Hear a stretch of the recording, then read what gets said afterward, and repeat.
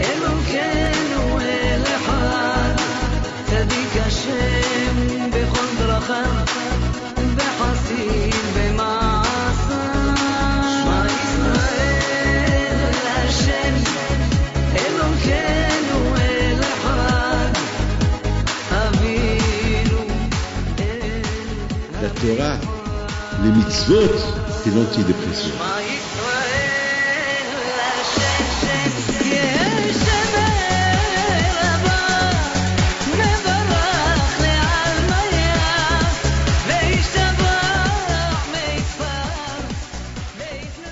Les choses voilà vers Rabotai avec la permission d'Hachem. Je me trouve à Miami, chez mon bar Labaïk. J'y vais ben amour, que Hachem envoie une bonne santé à sa maman. Le cours de Torah de ce soir, je vais un peu raconter un peu des histoires. Et en racontant un peu des histoires, on va aussi essayer de comprendre certaines choses que nous avons besoin de comprendre. Vous savez que pendant cette période-là, de Pessah jusqu'à Shavuot, on parle, chaque Shabbat, on lit le Pirkei Avot. On lit le Pirkei Avot. Et dans le Pirkei Avot, c'est écrit, Kol Israël, Yishlaem Helek l'Olam Haba. Tous les Juifs, ils ont une partie à Olam Haba. Chaque Juif, il a sa part à Olam Haba. Alors, la première réaction, la première question que je se pose, alors quoi, chaque Juif il a Olam Haba? Ça veut dire, attends, moi j'ai toujours cru que celui qui respecterait mitzvot, il a Helek Olam Haba. D'ailleurs, le Rambam il dit que les non-juifs qui respectent les 7 mitzvot de Noach, ils ont aussi Olam Haba. Alors quoi, tous les Juifs ils ont Olam Haba, comme ça? Comme ça? Sans effort, sans rien du tout?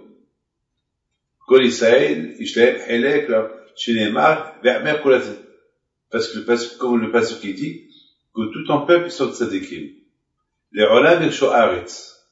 Et c'est évident qu'ils vont avoir le zéchut, le mérite d'avoir Helek Olam Haba. Parce qu'on est tous des créatures d'Hachem. Mais quand même, c'est pas parce qu'on est des créatures d'Hachem qu'on a Olam Haba. Olam Haba, ça se mérite. Vous savez ce qu'il dit? Rabbi Shimon bar Yochai dit que un juif, il y a 3 choses pour les acquérir, il faut souffrir. Olam Haba, le paradis, la Torah et Eretz Israël. Pour avoir le zéro de vivre en Eretz Israël, il faut souffrir. Il faut souffrir. Israël, c'est pas le pays du beau temps, c'est le pays, d'ailleurs, vous voyez très bien que le monde entier, il en veut à Israël. Le monde entier, tout ce qu'Israël fait, le monde entier, il veut savoir ce qui se passe là-bas, et toujours on est accusé, toujours. Et vivre en Israël, ça demande des sacrifices. Pour avoir Olam Haba aussi, ça demande des sacrifices, il dit Rabbi Shimon bar Yochai. Alors ici on dit, Kol Israël Yishlaem Helek Olam Haba. Tous les Juifs, ils ont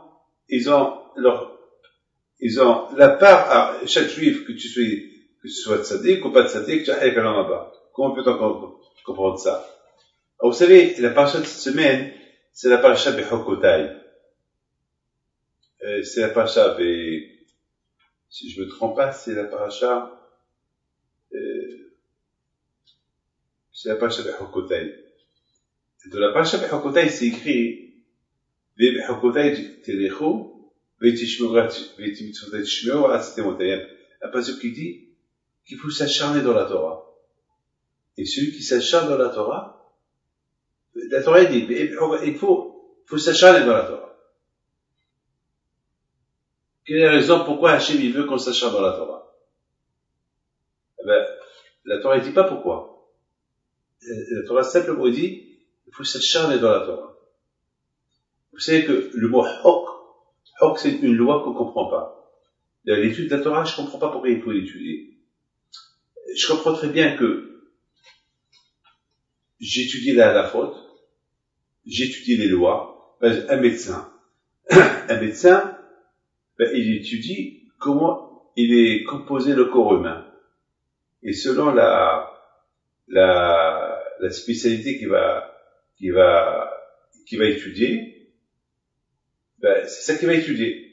Mais simplement, on va pas dire au médecin chaque jour étudier la médecine, s'il connaît, il connaît. On n'a pas vu des médecins que chaque jour vont prendre des livres de médecine pour réviser ce qu'ils ont. Ça, ils ont l'expérience. Une fois que tu es médecin, tu es médecin. Tu n'as pas besoin de lire et de relire la médecine, ça y est, tu es médecin. Mais toi, sauf si tu veux être, je sais pas, si tu veux devenir un médecin général, tu veux savoir, tu veux être en même temps anesthésiste, en même temps tu veux être chirurgien, alors là, tu as besoin de 1000 ans d'études. Mais là, un médecin, c'est un médecin. Là, la Torah, elle dit, elle veut qu'on étudie la Torah. La Torah, elle aurait pu dire, on lit les halachot. Les halachot. Lire les halachot. C'est quoi? Les lois. Les lois de Shabbat, les lois de Nida, les lois. Non, la Torah, elle veut qu'on étudie la Torah. Après la halachot, il faut étudier la Torah. Même si je connais, par exemple, à Pessah, on doit répéter les lois de Pessah. Mais je les connais. Non, il faut les lire. Mais je les connais. Il faut les lire. Il faut toujours relire et relire. Et il n'y a pas de raison. C'est pour ça que la Torah dit, c'est-à-dire que la Torah dit, si vous voulez réussir à arriver à respecter les mitzvot, il faut lire la Torah. L'étude de la Torah, c'est une loi. Une loi qu'on ne sait pas pourquoi. En même temps, trouvez-moi. Il doit avoir une raison. C'est pas, le bon Dieu ne va pas nous donner une loi qu'on ne comprend pas. C'est pas possible. Une loi, c'est une loi. Eh ben, la réponse, elle est super. La réponse est en connexion avec la question que j'ai posée. Tout à l'heure, j'ai posé une question. J'ai dit tout à l'heure, pourquoi Hachem, pourquoi le Péché Avot dit que tous les Juifs, ils ont Helek à la Maba. Tous les Juifs, ils ont accès à la Maba. Il faut comprendre ce que je vais dire. Vous savez que, avant que Hachem ait donné la Torah en Israël, la Torah, elle était au ciel. C'est pour ça, quand je vois au coup, il dit au béni Israël, à Shavuot, il leur a dit, j'ai 2 cadeaux que je vais vous donner. 2 cadeaux qui sont avec moi depuis l'éternité. Et que je vais vous donner. Maintenant, on a pu croire quel cadeau? C'est pas de l'argent. Le cadeau, il leur a dit, le premier cadeau, c'est la Torah. Le deuxième cadeau, c'est le Shabbat. Alors, c'est quoi? C'est quoi le cadeau? Où est le cadeau? Quoi, la Torah, c'est un cadeau? La Torah, c'est un fardeau, plutôt. La Torah, c'est un fardeau. T'as pas le droit de faire ça, t'as pas le droit de faire ça. Il y a une fois, qui me dit, Rabbi David, tue-moi. Je dis, pourquoi? Il me dit, parce que je peux rien faire. Depuis que je commence à frigoter la yeshiva, je suis ruiné. C'est dur. Je dis pas si tu le fais sans cœur. Mais si tu le fais avec cœur, tu vas voir. On dit, regarde la maman. Parce que la maman, elle est enceinte. Elle souffre. Et surtout, les derniers temps, avant d'accoucher, vraiment, elle a ras-le-bol. Elle peut même pas voir son mari.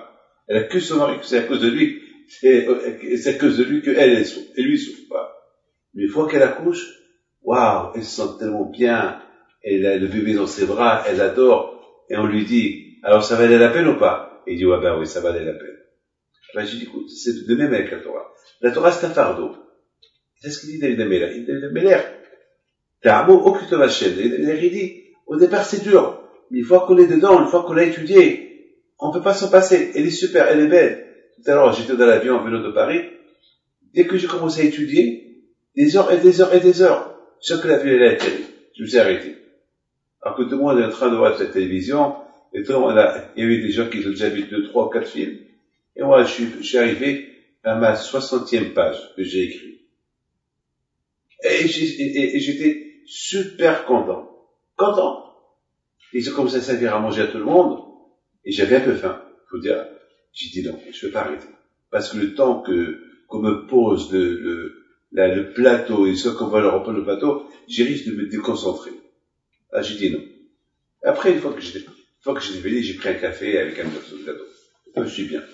C'est ça la Torah. La Torah, elle veut. Hachem, il dit, j'ai 2 cadeaux. A priori, ces 2 cadeaux, au départ, ils sont durs. Mais une fois que Comme par exemple, on va donner à un enfant, on va donner à quelqu'un qui connaît pas la valeur de l'or et des diamants. On va dire, allez, prends ce que tu veux. Il va dire, mais c'est lourd, mais prends. Mais tu vas devenir, c'est riche. Mais lui, il comprend pas c'est quoi la richesse de l'or et les lingots. Il comprend pas. Tout ce qu'il sait, c'est qu'ils sont lourds. Il croit qu'on lui fait du mal. Prends! Il va remplir les valises. Allez, prends là. J'en veux plus. Mais tu vas regretter. C'est des lingots d'or. C'est des diamants. C'est des 20 carats. C'est des 60 carats. C'est des 1000 carats. Tu vas être tu peux acheter le monde entier. Je t'en prie, prends ton monde, lâche-moi. Il croit qu'on rigole de lui. On va l'obliger. Et à la fin, il va prendre. Et après, il va commencer à découvrir. C'est combien coûte un lingot d'or? Quoi? Waouh, combien j'ai laissé comme ça. Je vais retourner, c'est trop tard. C'est ça la Torah. La Torah, quand je vais rédiger un cadeau, c'est un cadeau qu'il a le sens que celui qui voit ce cadeau, il va pas l'accepter. C'est quoi, faire le mitzvot, si tu lèves la Torah, quand je dis prends, c'est un cadeau que je te donne. Une fois que tu es dedans, tu vas l'aimer. Et Shabbat, voilà, comparaison avec moi. Chacun lui dit, Rabbi, tu as perdu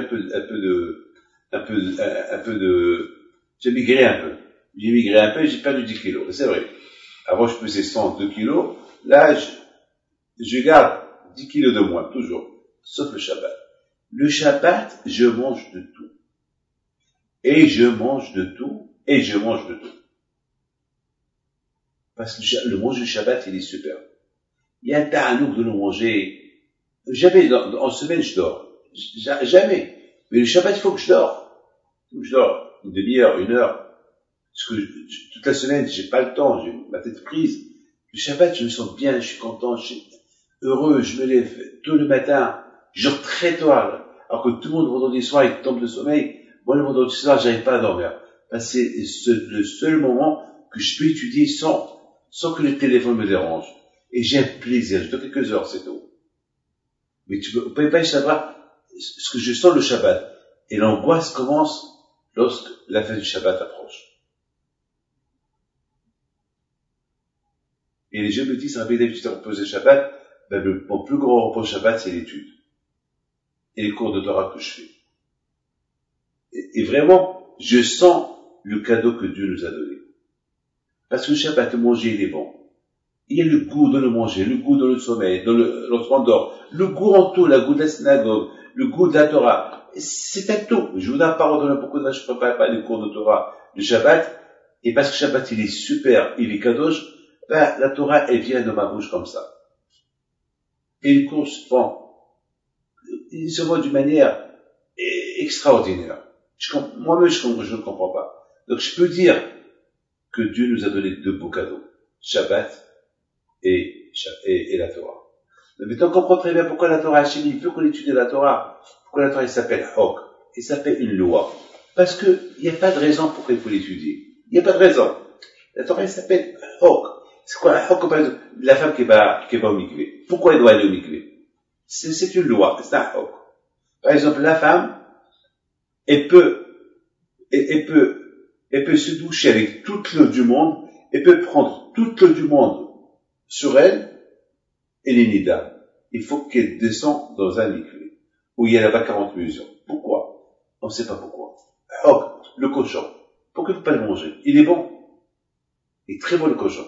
J'ai jamais goûté, mais il est bon, il paraît.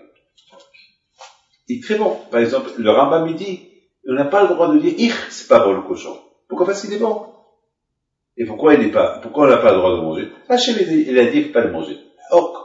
Par exemple, on fait la shkita. On égorge les animaux pour les manger. Quelle est la raison? Pourquoi on ne donne pas un coup de karaté dans le cou et ça y est? On lui donne un coup un coup de poing sur le cerveau, il va mourir. Quelle est la raison? Pourquoi la shkita? Là aussi, on ne sait pas pourquoi. Ça ok. Hachem, il peut qu'on l'égorge de la gorge et couper les 2 veines qui est là. C'est Hachem. On ne sait pas pourquoi. Et alors, l'étude de la Torah dit, c'est une loi. On ne sait pas pourquoi. Ben justement, je peux vous dire une chose. Déjà, et aussi le respect du Shabbat. Quelle est la raison? Qu'est-ce qu'il y a? Parce qu'Hachem s'est reposé Shabbat, alors nous aussi on doit se reposer Shabbat. Et alors on peut se reposer et travailler. On fait un lever de lumière, un allumer une cigarette. Pourquoi pas? Non. C'est une loi. C'est une loi. Non. Le repos, c'est... Pourquoi? Mais pourquoi je peux pas prendre un stylo, écrire, signer? Vous voyez l'ascenseur. Je sais pas. Pourquoi je monte pas? Il y a un bus, il y a un train, je prends l'avion. Il y a quelqu'un, un non-juif qui prend mon passeport et lui il fait tout et moi je monte dans l'avion. Alors, non. Pourquoi? C'est une loi d'Hachem. Eh ben justement, ces lois de la Kadosh Baruch Hu qu'on comprend pas, lorsqu'on les fait, on va trouver dans ces lois la plus belle satisfaction, le ta'anouk, le plaisir, le plus grand plaisir qui ne peut exister, on les trouve justement dans ces choses-là qu'on ne comprend pas la raison pour pourquoi on doit les faire. Vous imaginez un homme qui respecte Nida. Et une fois que maintenant sa famille n'est plus Nida, il est heureux, il se sent bien. On dirait qu'il a gagné quelque chose. On dirait qu'il a gagné un gros lot.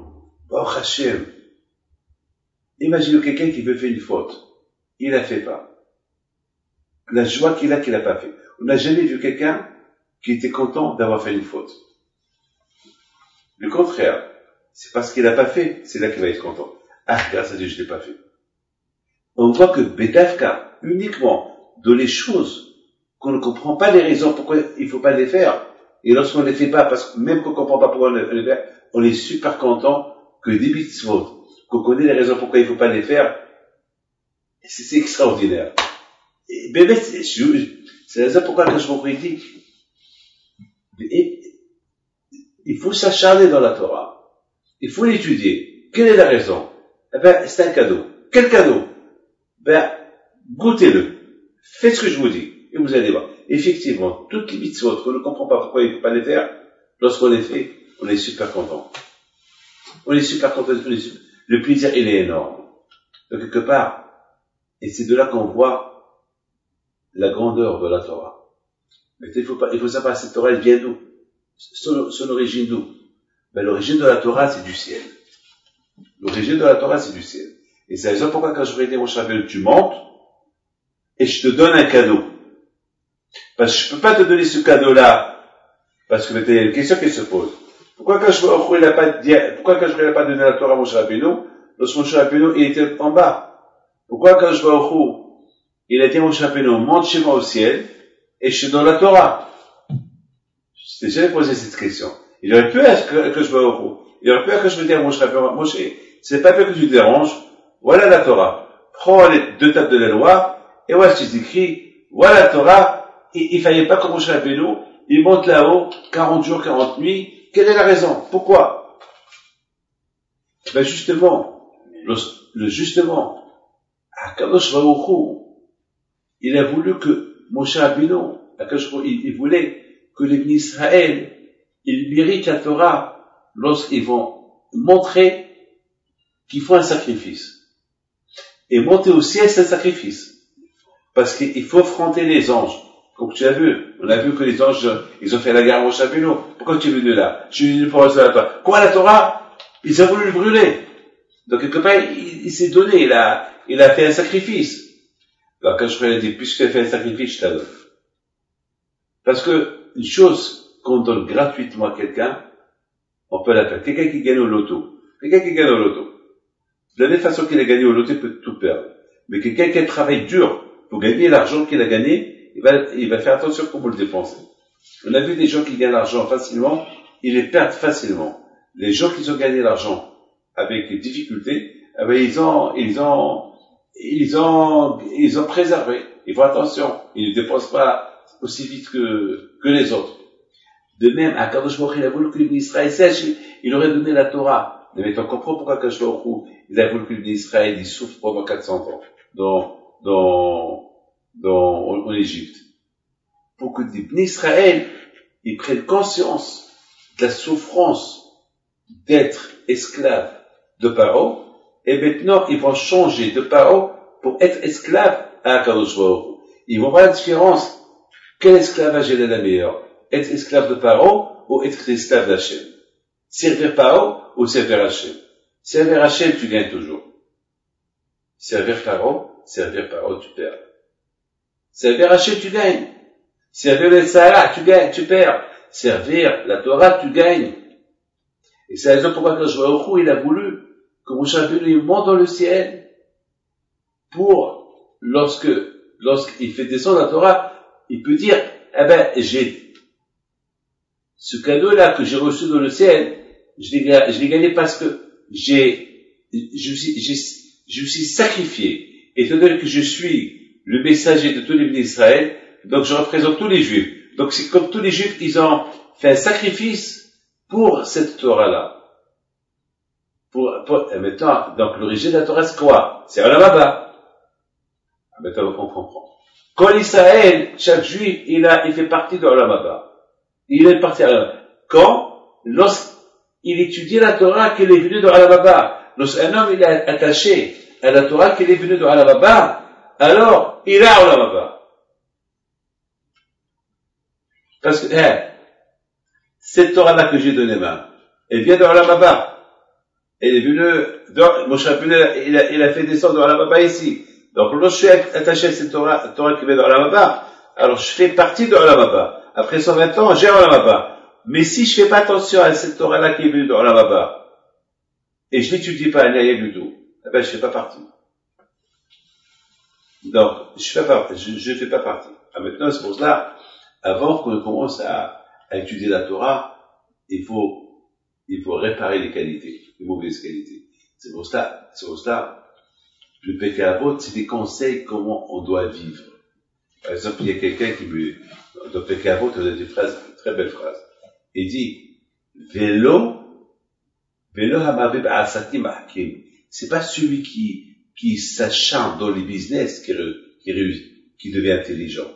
Il y a beaucoup de gens qui sont dans le business toute la vie, ils ont tout perdu. Ma bishiva, ma vechorma. Mais lorsque tu étudies la Torah, tu réussis. Je peux vous raconter une petite histoire, mais je n'ai pas le droit de dire des noms. Il y a un monsieur, il y a des grosses affaires, mais des affaires de milliards de dollars. C'est des milliards, c'est une fortune mondiale. Et il est associé avec quelqu'un, que lui aussi c'est une grosse affaire. Donc,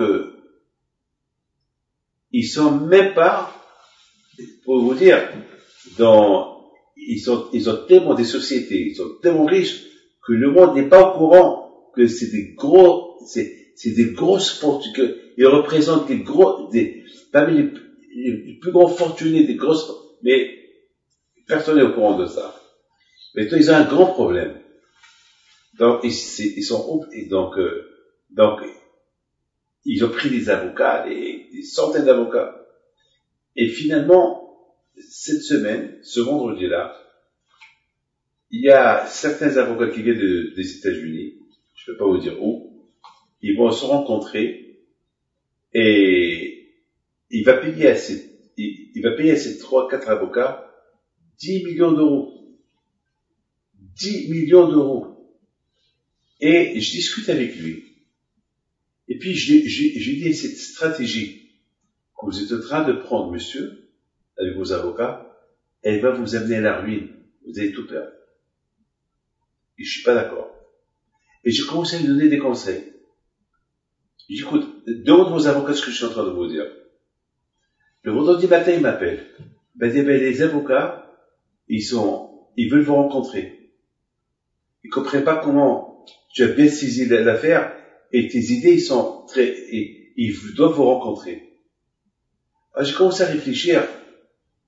J'ai dit, j'ai arrivé de Chicago. Il dit, ils sont prêts mais lui me dit, s'ils vont passer Shabbat-là, ça va vous coûter encore 500 000 euros. Ça veut dire 10 millions d'euros, 500 000 euros. J'ai commencé à réfléchir. Et je lui dis, dis-moi monsieur, tout ça, tu vas le donner que pour des conseils, alors que je donne des conseils. Et si tu as besoin d'eux. Je me dis, mais c'est des grands avocats. C'est le prix. Je me dis, je peux poser une question. Tel et tel me demande où vous avez fait vos études. Je dis, moi, où j'ai fait mes études, je les ai fait à la yeshiva.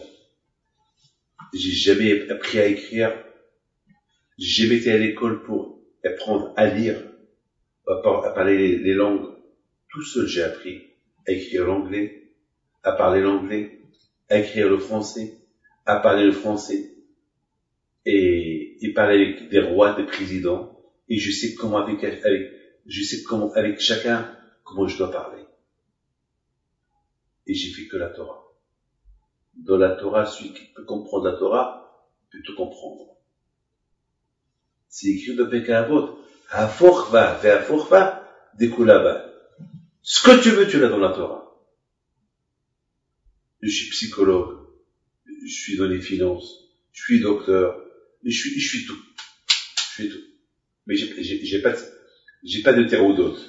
J'ai pas de licence. J'ai pas de certificat. J'ai rien du tout. J'ai que ma tête. Je dis le Rambam et beaucoup de tzadikim juifs, pourquoi ils ont fait l'université? Le Rambam, il a ouvert la tête du roi égyptien pour lui enlever un verre qui était dans sa tête. Comment il a pu le faire? Comment il a pu le faire? C'est la Torah. C'est la Torah. Et c'est ça le cadeau que Hachem nous a donné. Hachem nous a donné un cadeau super. Un cadeau qui s'appelle Torah.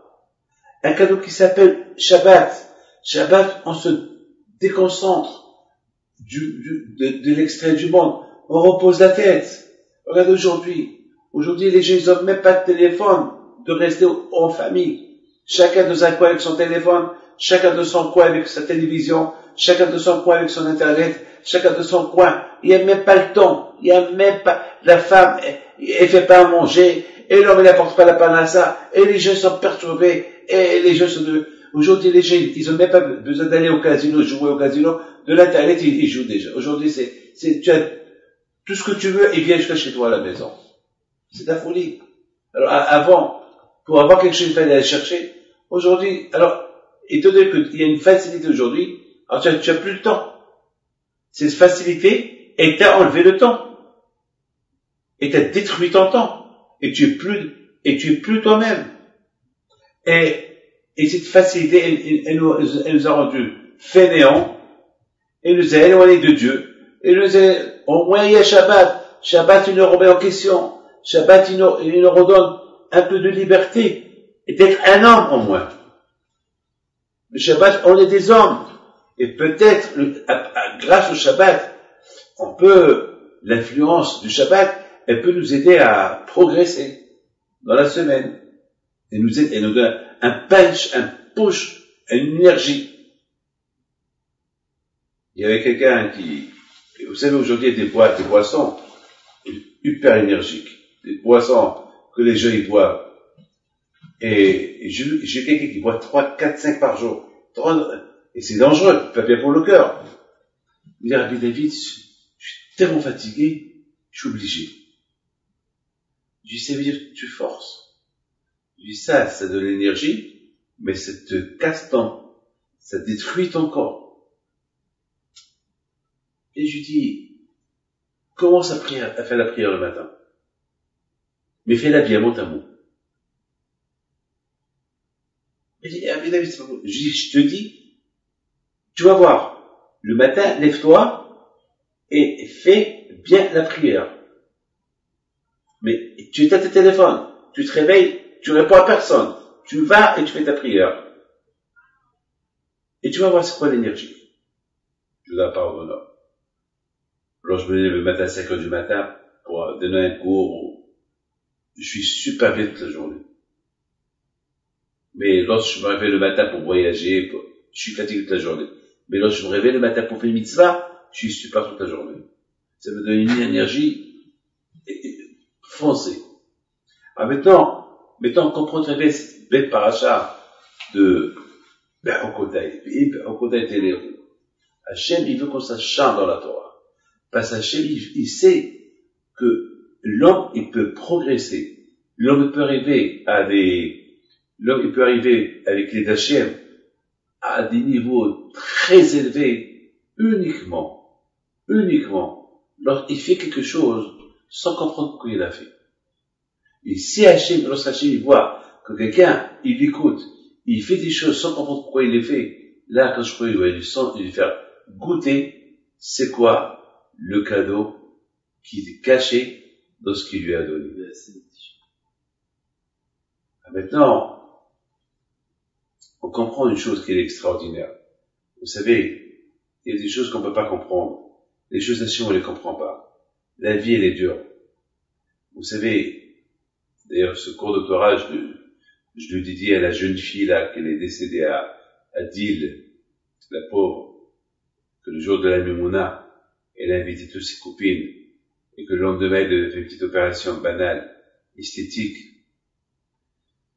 Et la malheureuse, après son opération, son corps n'a pas pu supporter l'anesthésie. Elle est morte, la pauvre. Ils l'ont enterrée la semaine dernière à Ashdod. Je connais bien cette famille qu'ils habitent à New Jersey.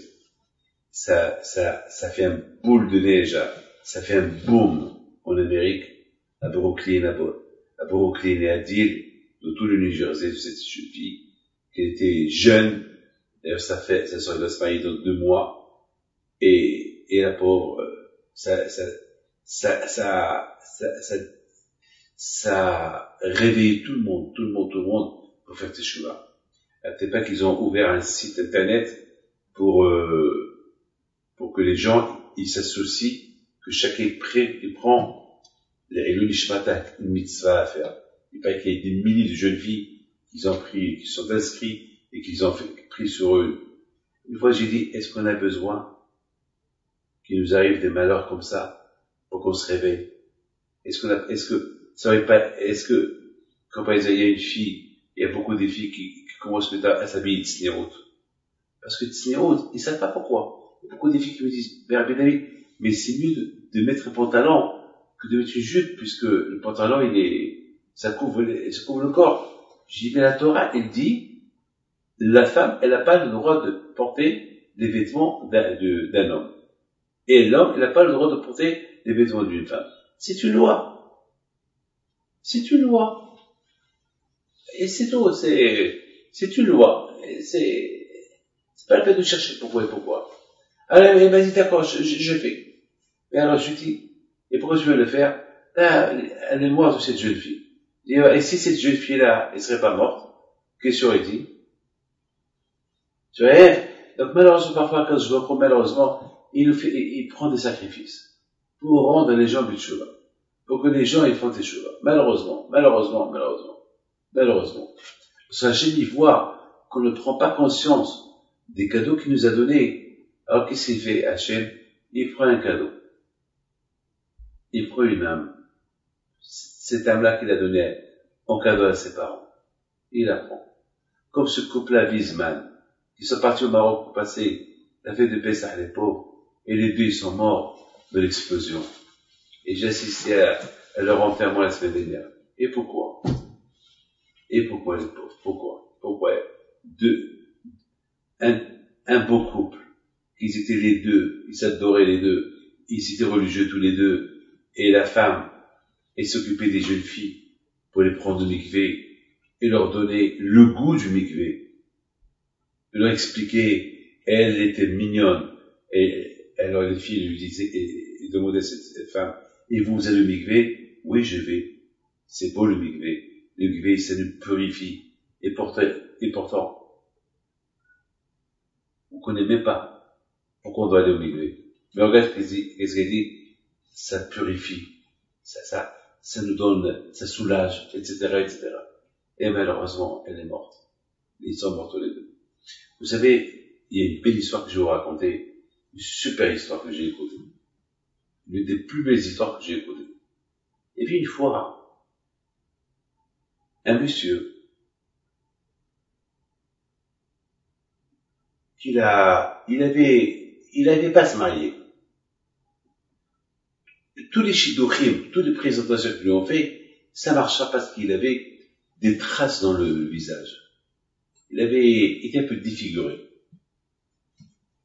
Et chaque fille qu'il rencontre, dès qu'elle voit son visage, elle veut pas se marier. Elle veut pas lui faire honte, mais après, il n'y a pas de retour. Une fois, il est parti chez un rav. Il lui dit, Rabbi, voilà. Et le rav lui dit, mais pourquoi tu as ces marques? Il lui dit, parce qu'une fois, j'allais à la synagogue, et j'ai vu une fille, qu'elle était agressée par des voyous, et je suis parti la protéger. Et ces gens-là qui l'ont attaqué, ils ont pris un couteau, et je me suis disputé avec eux, et à la fin, ils m'ont, voilà, et j'ai gagné, je les ai fait fuir, mais voilà le résultat. Mais tout ce que je peux vous dire, au moins la fille, je l'ai sauvée. Alors le rav lui dit, je vous demande une chose. Est-ce que cette histoire-là, tu la racontes aux filles que tu rencontres? Elle dit non, parce que je ne veux pas raconter. Elle dit non, il faut la raconter. Il faut raconter cette gévoura, cette force, ce que tu as fait, il faut raconter. Il dit, ça va servir à quoi? Ça va servir à quoi? Il faut que tu racontes. Il faut que tu racontes. C'est une histoire à raconter que tu as sauvé une fille juive. Il dit d'accord. Alors le rav lui dit, si tu veux être Hachem, le jour que tu vas te marier, tu viendras me le dire. Si je me trompe pas, c'était Rav Chaim Kanivsky, avec cette histoire-là. C'est lui qui lui a dit. Donc le monsieur, et voilà, on lui fait une shidduchim, il raconte l'histoire, il n'y a pas de suite, il raconte l'histoire, et une fois, il raconte son histoire à une fille, et cette fille lui dit, alors c'est toi. Il lui dit, ça fait 7 ans que je te cherche pour te dire merci, c'est moi la jeune fille que tu as sauvée. Donc c'est à cause de moi que tu as eu ça. Alors je me marie avec toi. C'est la folie. C'est la folie. Lorsqu'on sauve la vie de quelqu'un, on ne le voit pas. Il y a deux sortes, il y a deux catégories, il y a deux façons de sauver quelqu'un. Sauver quelqu'un physiquement, ou sauver quelqu'un parce qu'il n'a pas de quoi vivre, et tu lui donnes de quoi vivre, ou sauver quelqu'un, tu le mets dans le bon chemin. Ça s'appelle sauver la vie de quelqu'un. Ou tu sauves la vie physiquement de quelqu'un. C'est ça la Torah. Lorsque tu sauves la vie, lorsque tu mets quelqu'un dans le bon chemin, tu te dis, oui, je m'en fous de lui. Pourquoi je vais rentrer dans sa vie? Et pourquoi je vais le sauver? Il est agressé par quelqu'un, de quoi je m'en fous? La Torah te dit, c'est vrai, tu as raison, mais fais un effort, sauve-le. Et il se peut que je vais faire. Essaye. Moi, je travaille dur. Pourquoi je vais aider celui-là? Il faut réfléchir. Hachem, il lui a pas donné, il t'a donné à toi. Il aurait pu lui donner à lui, pas à toi. Alors, plus Hachem, il t'a choisi à toi, pas à lui, alors dans lui. Il y a beaucoup de choses qui n'ont pas de raison. Mais justement, les choses qui n'ont pas de raison, et on les fait, ça s'appelle Misérot Nefesh. Ça s'appelle sacrifice. Et une fois que tu le fais, tu vas te sentir super. Et c'est ça qu'Israël, chaque juif, il a sa partie à Olam Haba. Pourquoi? Pourquoi chaque juif, il a, mais quelle partie? La partie. Si tu dis cette Torah-là, qu'elle vient de Olam Haba, et tu t'accroches à elle, et tu t'attaches à elle, tu as avec Olam Haba. Et je t'avais avec une très belle histoire. Une super histoire que j'ai lue ici. Et il raconte qu'il y avait une fois, le Pékin Avot dit, assez, je vais essayer de la trouver, j'espère que je l'ai, assez avec son nom, voilà. Elle est là. Un pachou extraordinaire.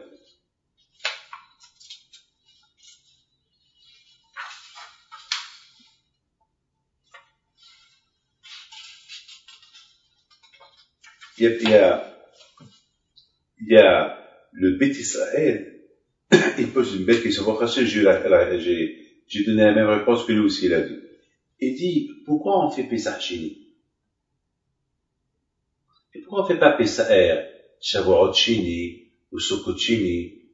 Vous savez qu'à l'époque, lorsque les Juifs, ils n'ont pas pu faire le sacrifice de Pesach, alors on leur a donné, parce qu'ils étaient impurs, au tamé, on leur a donné la possibilité de refaire le corban, le sacrifice de Pesach, un mois plus tard.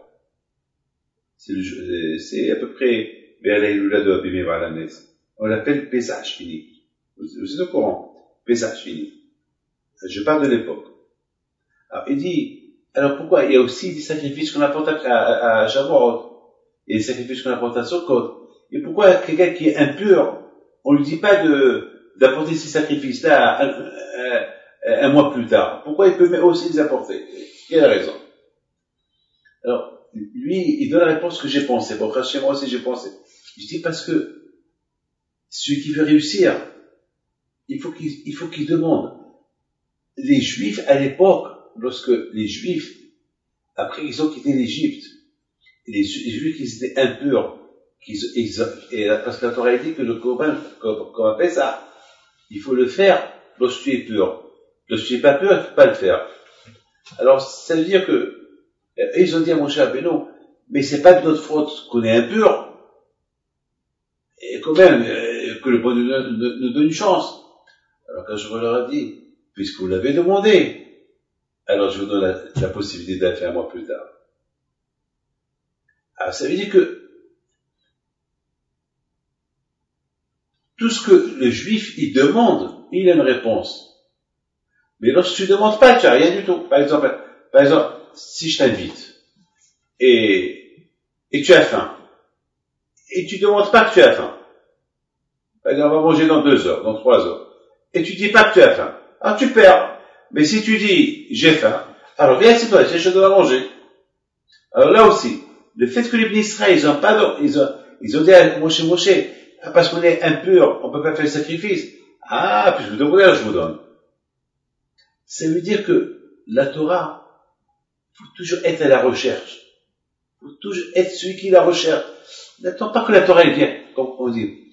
Ne dis pas, alors j'aurai le temps, je vais étudier. Parce que si tu veux jamais, tu auras le temps. Le demer chef n'est chez Menutipani. C'est-à-dire, il faut toujours dire, j'ai le temps. Parce que, pour gagner de l'argent, si on propose à quelqu'un, tu veux gagner de l'argent, il va pas te dire, ben, je vais voir si j'ai le temps, je vais gérer. Il va venir, pourquoi? Parce que, s'il va pas, un autre, il va gagner de l'argent. Alors, mais pour la Torah. Et en plus, après 120 ans, c'est pas l'argent que tu vas prendre, c'est la Torah que tu vas prendre. Alors pourquoi tu la rates maintenant? Pourquoi tu la rates maintenant? Alors, il faut avoir la volonté. Tout c'est la volonté. Celui qui a la volonté, le ratson. La volonté. Celui qui a la volonté, il réussit. Il réussit. Alors, je termine avec une belle histoire que je vais vous raconter, et on arrête. Sinon, je peux parler des heures et des heures. Il y a une très belle histoire que je vais te raconter. Il y avait une fois, ça me l'a raconté la semaine dernière. La semaine dernière, on l'a raconté. J'étais à Tzfat, à Rabbi Shimon Yochai alav Shalom. D'ailleurs, c'est là-bas, c'est ce fameux jeudi qu'il y a eu l'attentat au Maroc, où il y a eu ces 2 juifs qu'il y a eu 3 juifs qui sont morts. Un juif anglais et 2 juifs de la famille Weizmann de Shanghai.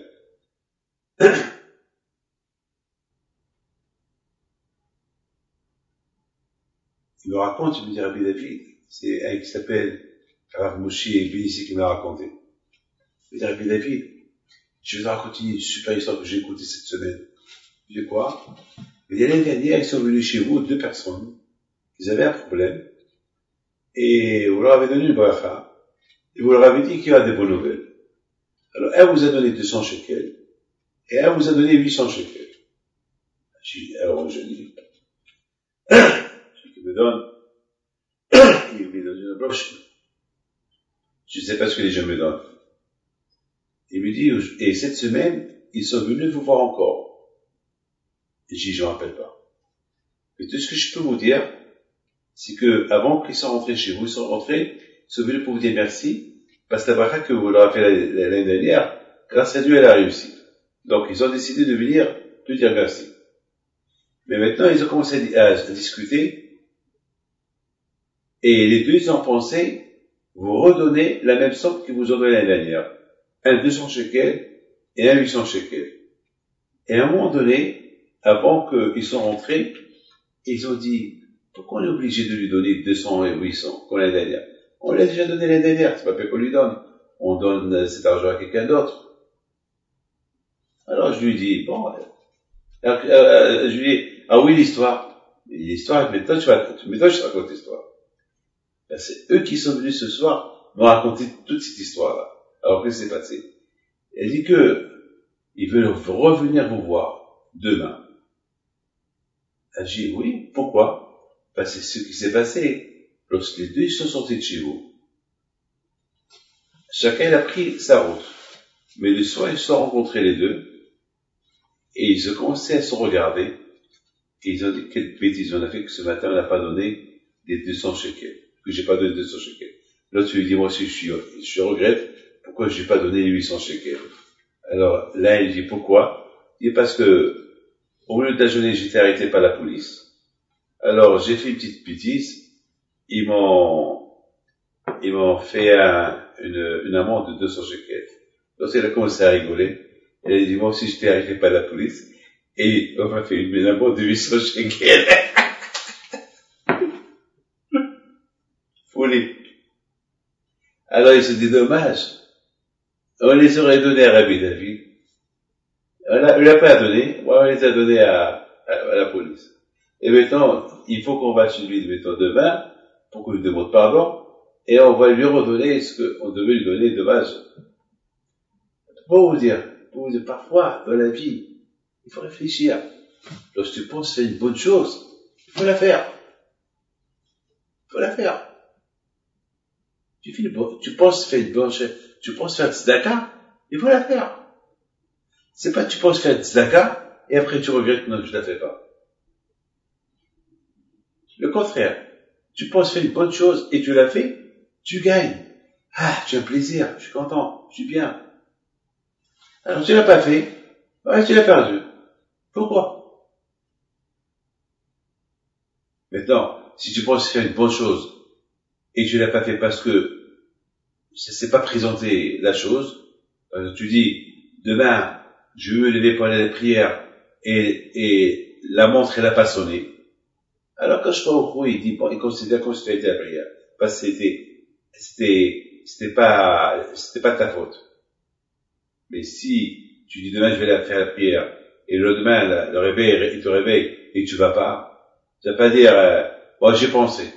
Tu as pensé, mais tu n'as pas fait. Quelqu'un qui pense, elle étudie la Torah, et malheureusement, il est tombé. Oh, sa femme, elle est fatiguée. Oh, il a quelque chose d'urgent qu'il peut pas. Quand je me comprends, il dit bon, tu as pensé comme si tu as fait. Mais quelqu'un qui pense fait une bonne chose et ne la fait pas, c'est pas bien. Donc, ce Dvar Torah, c'est une nishmat, mon papa Amram Ben Hamou, et les nishmat Michal et son mari Prosper Misaud Asher Bisman et la jeune fille de Dil, c'est mon âme de Bracha, Nishvat Avigaïd.